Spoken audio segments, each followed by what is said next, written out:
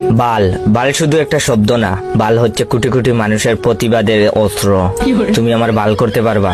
বাল হচ্ছে কোটি কোটি মানুষের হতাশার প্রতিচ্ছবি। বালের একটা জীবন পাইছি।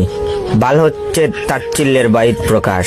হা, আসছে আমার বাল। বাল হচ্ছে ধন্যবাদের মাধুর্যতা।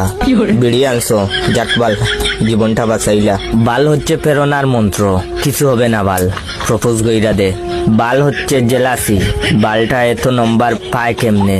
বাল হচ্ছে নস্টালজিয়ার মশলা, বাল কি দিন স্কুল লাইফে।